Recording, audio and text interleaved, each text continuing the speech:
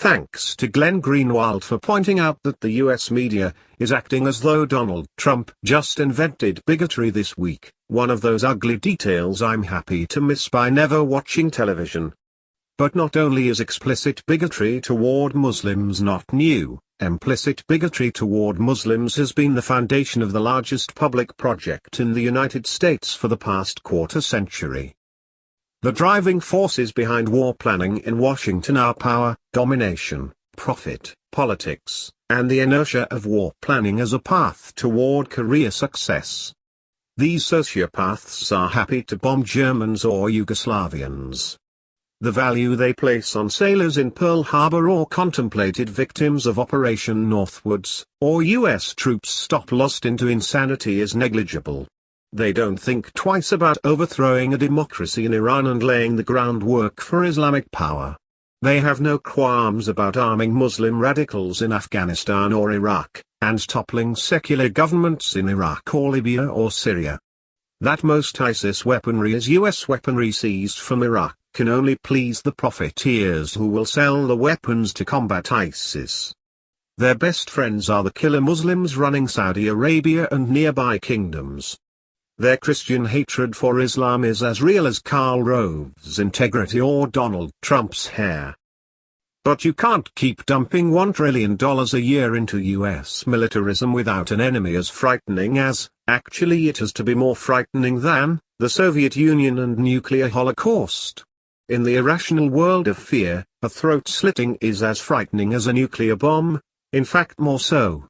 Many people in the United States, when they stop to think about it, recognize that the wars of recent decades have been counterproductive, creating enemies rather than eliminating them, endangering rather than protecting, costing a mountain of lives and of dollars, savagely destroying the natural environment, eroding civil liberties in the name of wars for freedom, and brutalizing morality, justifying murder, torture, kidnapping, etc. But with fear and hatred of Muslims thrown into the mix, all of that clear understanding is erased by the need to kill Muslims. Suddenly a rich stew of World War II myths and Hollywood entertainment reminds everyone that only war works and nothing else is acceptable. Donald Trump didn't vote for the war on Iraq that killed 1 million Muslims. He didn't vote to fund it and escalate it over and over again. Hillary Clinton did that. Which is not to say that Trump wouldn't have done so too, or worse, if he thought it would get him on TV more. The point is that the hatred is not new. Without it, basic US policy would be understood as irrational. There are now news stories from around the United States and the world about people shunning Trump businesses and expressing fear about living in Trump-branded buildings. They're concerned that there may be an attack. No doubt among those expressing this worry are some of that majority of Americans who tell pollsters they want more war. So, they recognize blowback. It's not a difficult concept.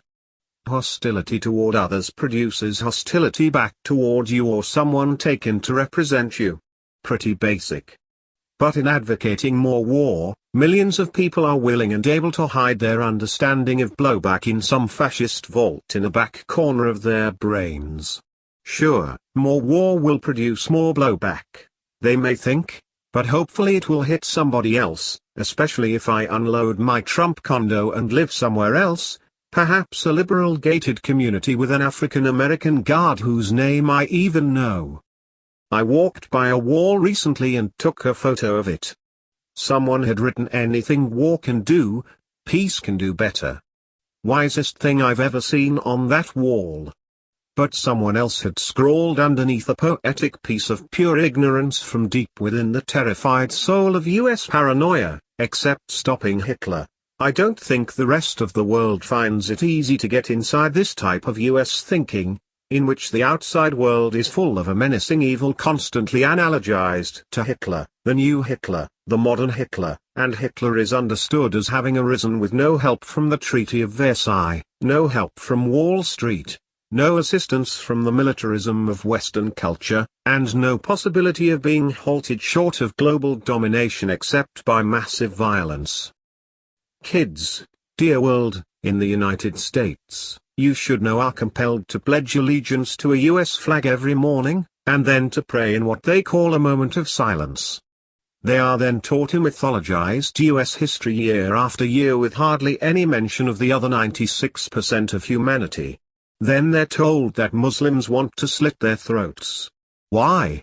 What did they do? Nothing. They'd just been shopping and watching football and minding their own business. They had a flag out front and plenty of support. The troops shit stuck to the SUV. Why? Must just be the barbarity of the Muslims. Why not kill them off? It worked with the Native Americans. Kill them off, but don't talk about it like that out loud. Only, if there's a war on Al-Qaeda, support it. And if there's a war with Al-Qaeda against Syria, oppose it. And if it's repackaged as a war on Al-Qaeda under a new and even scarier name, support it with a passion. And if killing them is okay, what in the hell is all the fuss about over torturing them? And if torturing them is okay, what in the world could be wrong with denying them entry into the United States?